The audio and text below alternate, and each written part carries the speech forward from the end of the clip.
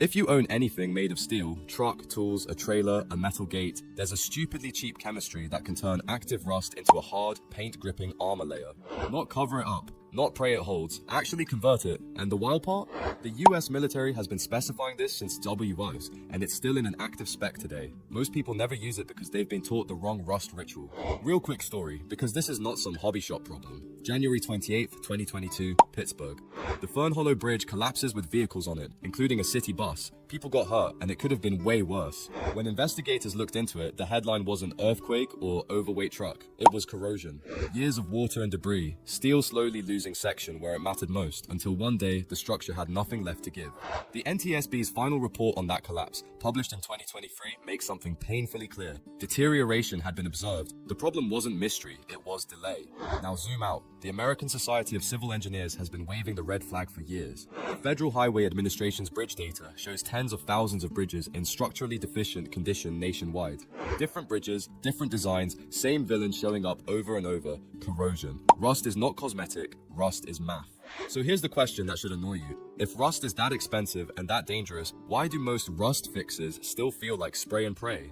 Because the common advice is built for convenience, not for chemistry. Let me say the part nobody wants to hear. Most people prep rust wrong.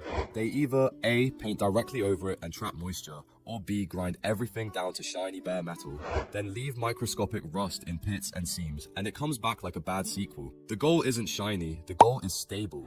What you want is a conversion layer, specifically phosphate conversion coating. You'll also hear metal prep or phosphoric acid treatment, same family. It's the backbone of parkerizing. Yep, that wooey gun finish you've seen on old service rifles. This isn't law, it's documented and standardized. My LDTL Wolstein 232 is still an active US military spec for phosphate coatings. Here's what's happening in plain English.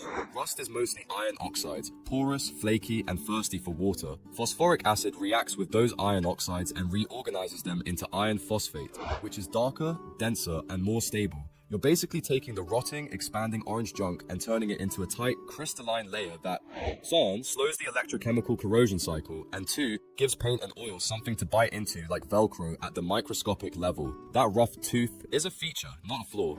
And you'll know it's working because you can literally watch the color change, orange-brown to gray to a deep blue-black. That's the moment rust stops being a problem and starts being your base coat.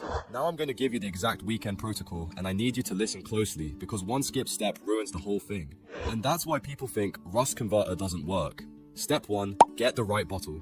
In any American hardware store, go to the concrete etcher area or metal prep rust treatment. Read the label. You're looking for phosphoric acid, usually in the 10% to 30% range. Brands don't matter as much as the ingredient list. Wear gloves and eye protection. This is acid. Respect it. Step 2, knock off the loose stuff. Wire brush, scraper, Scotch-Brite, whatever. Your mission is simple. Remove flaky, crumbly scale that's not bonded. Do not go crazy trying to make it shiny like a mirror. That's the trap. The tight stained, stuck-on rust is exactly what you want to convert. If you grind down to bright steel everywhere, you're taking away the reactant the acid needs, and you're also creating fresh bare metal that flash rusts fast. Then degrease. Oil blocks chemistry. Wipe with acetone or a proper degreaser and let it dry. Step 3. Apply and keep it wet. Foam brush, rag, or a cheap plastic pump sprayer. Coat it evenly. The rule is, keep the surface visibly wet for 15 to 30 minutes. If it starts drying, hit it again. You want contact time. You're not painting, you're running a reaction. Step 4. Walk away and let it cure. This is where impatient people sabotage themselves. Let it dry and set for a couple hours. You want that phosphate layer to form and lock in. Then do a second, lighter coat. Why? Because rust hides in pits, seams, welds, bolt edges, little microscopic caves. The second pass catches what the first pass couldn't fully reach. Now here's the retention test, the one step everyone skips and then blames the product. Step 5. Neutralize, rinse, and dry fast. If there's leftover acid residue, it can mess with paint adhesion and can trigger flash rust later. Mix baking soda with warm water and wipe or spray it over the treated area. If you get a little fizz, that's good. Means you're neutralizing acid, then rinse with clean water. And immediately, dry it completely. Heat gun, hairdryer, compressed air, clean towels. Don't let rinse water sit on fresh conversion coating like it's a bath day. Get it bone dry. At this point indoors, you can often leave it as is for a while. Outdoors, seal it. Primer plus paint or an oil wax protectant depending on the job. The converted surface is microporous. Paint grabs harder, oils soak in and stay put longer. Now, 2 important reality checks so nobody does something dumb with confidence. 1. Conversion coating does not bring metal back from the dead. If corrosion has eaten real thickness out of a frame rail, a load-bearing bracket, a trailer tongue, a structural beam, no bottle is going to restore cross-section. That's welding, replacement, or an engineer. Period. 2. Don't treat this like a building code hack.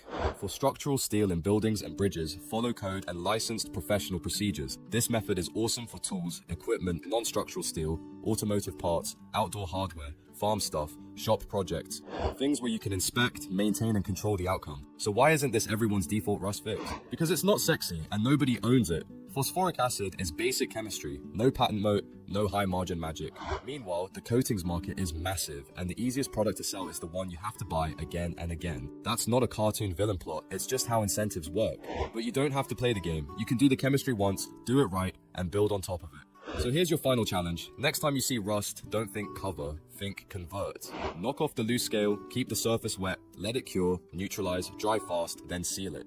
If you do those steps in that order, you'll get a finish that looks better, grips better, and lasts way longer without boutique products or mystery ingredients. And if you've got that one rusted project sitting around that you keep meaning to get to someday, this is your sign.